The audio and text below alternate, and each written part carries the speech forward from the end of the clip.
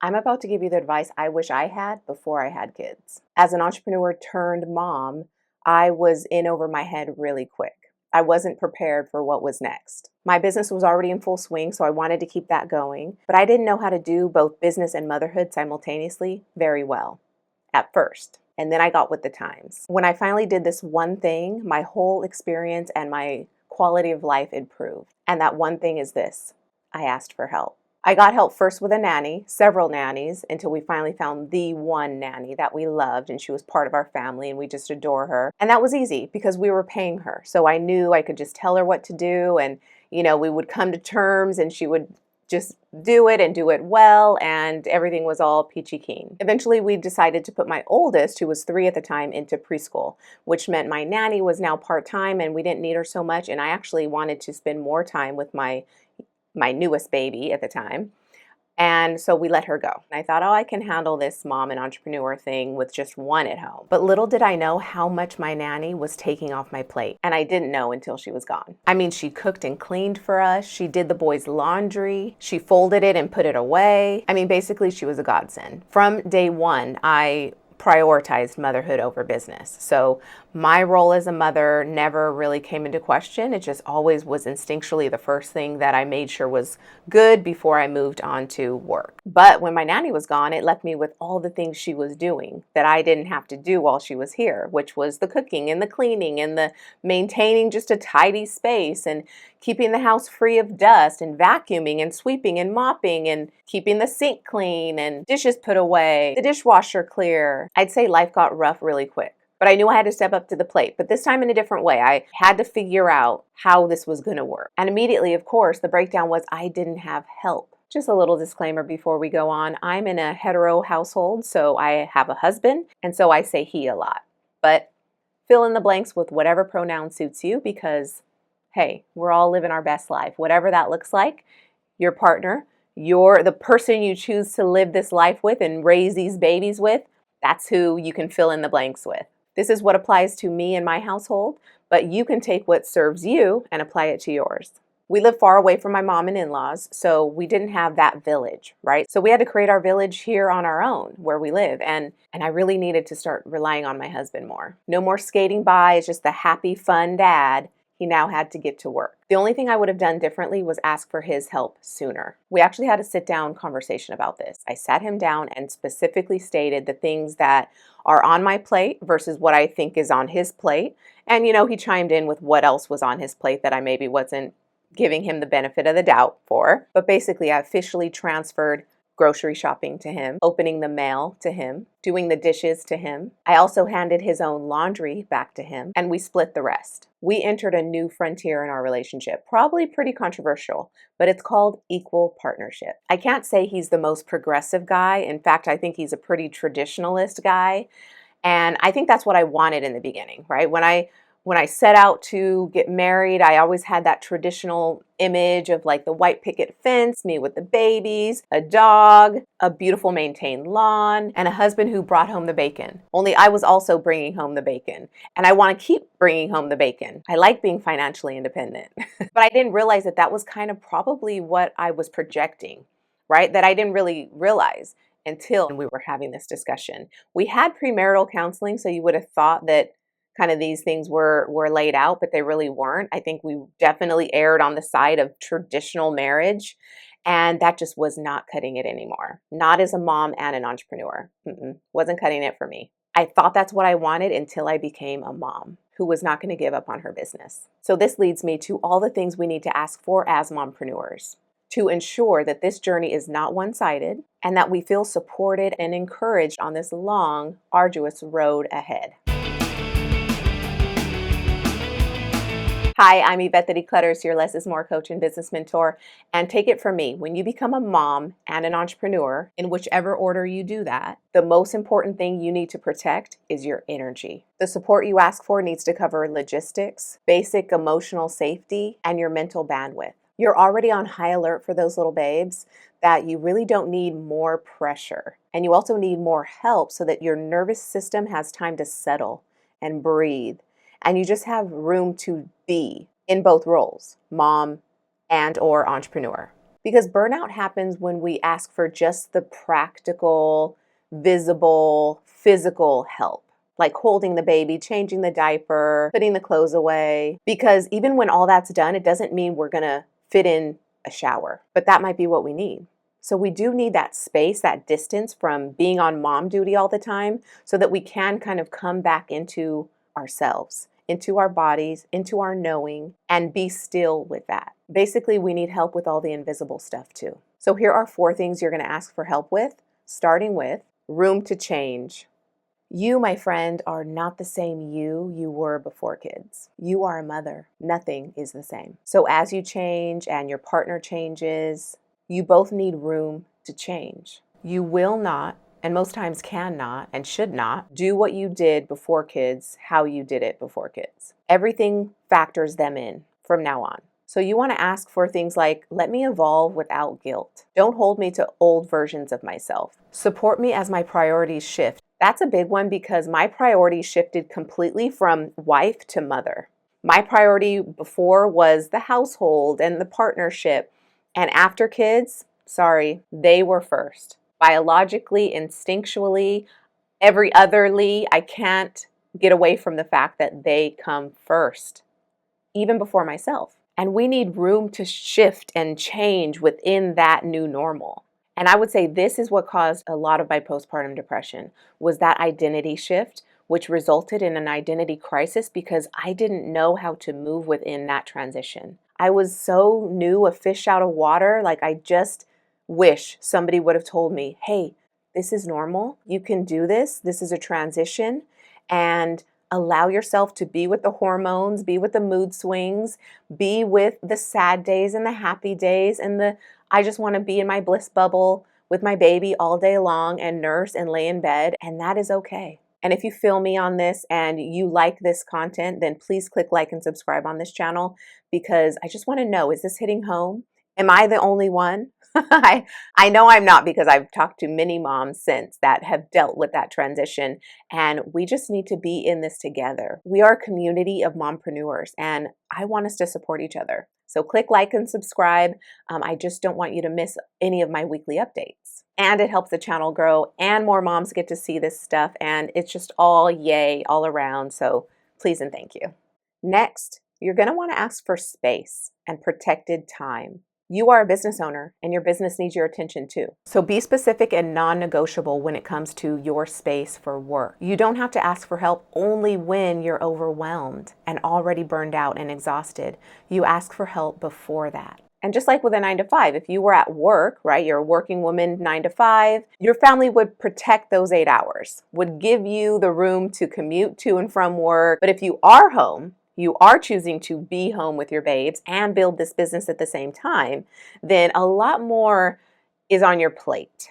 In either case, though, if you're a working parent and you're working outside of the house, and if you're a working parent inside of the house, you still need protected time. Protect your 9 to 12p. Protect your 5 to 8p. Protect that time and focus solely on your work. So for me, in my house, I specifically asked for 2 mornings and 3 nights a week off where I'm not on kid duty, I'm not doing bath time, I'm not making dinner. This is time I get to be uninterrupted. From 9 to 12, my work is treated as real work. This is important to me. When I say I'm working, I'm not also multitasking motherhood. I'm relying on you to be there 100% of that time. So for me, my mornings I protect like it's gold. And it's because I get into my creative flow in that time frame. It's my morning ritual. And I just, do for me during those times. I just let the day kind of unfold instead of feeling rushed and getting started, at least, once the boys are in school. But in the time that I set and communicate with my family, that time is untouchable. It's not optional unless my kids need me. But otherwise, I'm D&D. My phone is on D&D. Don't mess with me. And the only people who can get through are my husband and my kids' schools. So absolutely, I'm always available for that. I'll be honest, I'm always available for an emergency. Don't we have to be moms? We want to be there. We want to be there for our kids. And yes, I will have to drop everything if I have to go get them or, for whatever reason, I'm here.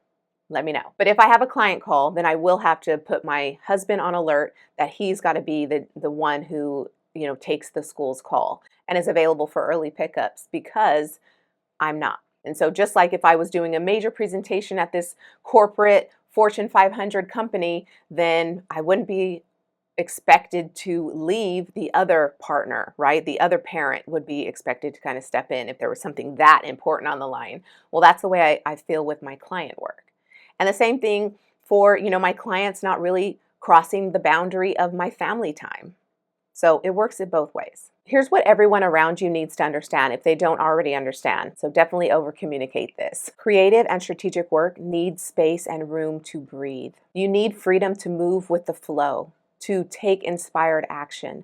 And that only comes when you have white space, not just scraps of time.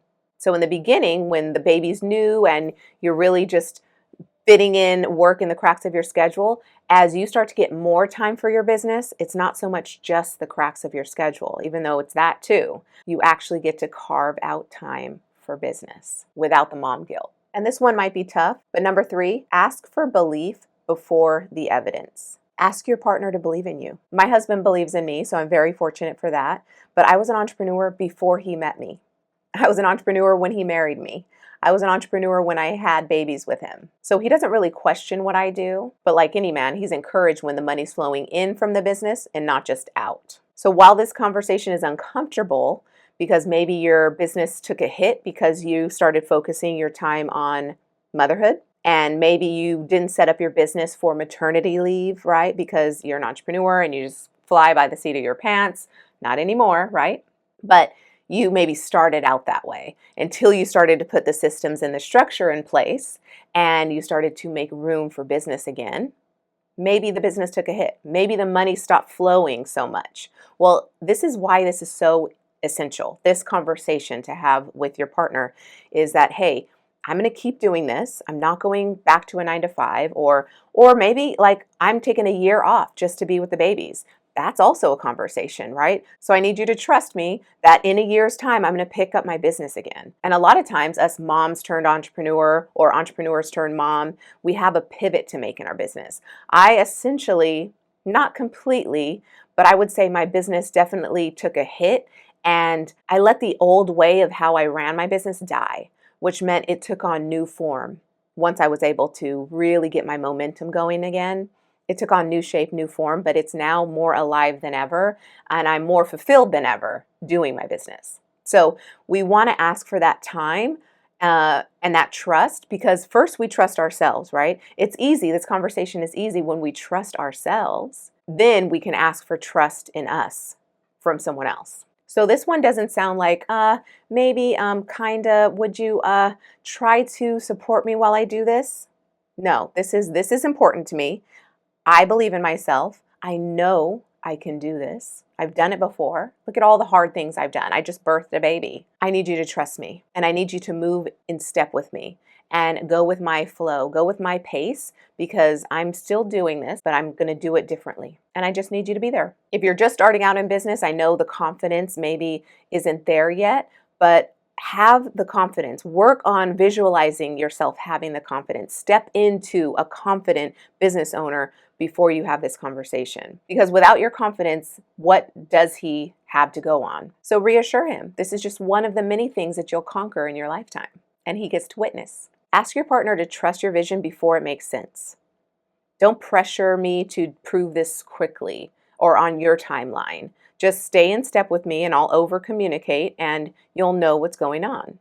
And speak about my work as legitimate, even in the early days. This is really important because this is also how you protect your energy from the energy leak of someone doubting you on the sidelines, who you thought would be there to support you through and through, right? Wasn't that in your vows? And if you're having trouble with this, check out this video. And if you need to, overshare about what you did at work today, just like he overshares about what he did at work today, and you really couldn't care less. Okay, and now for the big one. Ask for help in lightening the mental load. The mental load is so much bigger than childcare. Not just who's watching the baby, but who's helping around the house. Who's putting things away where they got them and not just leaving socks everywhere lying all around the house. If you're naturally the one to tidy and pick up along the way, ask that he do it too. Ask for ownership of specific household duties and decisions. Ask for help from your partner or someone else in your family with tracking logistics like meals, so when things are running out, when to go grocery shopping, schedules, pickups, drop-offs, and whatever administrative bill pay tasks that you have to do. Remember, doing that is time away from your business. So you really have to rebalance and restructure all the things that are still important and the things that aren't so important, like, yeah, tidying and picking up everything as you walk by, and risk getting distracted by vacuuming when you really have an email to put out to your list. You start to weigh what matters most in those moments. He's not just helping you with the kids, he's also the dad, so let him do his daddy thing. This is also his house, so let him do his homeowner thing. You really want to micromanage each other less, because if you're relying on each other and you are handing something off, you're literally passing the torch for him to take over this particular domain of household maintenance, then you hand it over. You take your foot off the gas. You get to alleviate the mental load when it comes to that, because you know that you have somebody reliable taking it on. I think for me, it took a while. So I had to maybe prompt and ask questions, and yeah, unfortunately, to his dismay, leave a little note here and there. Hey, did you check on this? And did you finish that? Because it wasn't second nature until it was. So work through the growing pains with all that and you'll be good.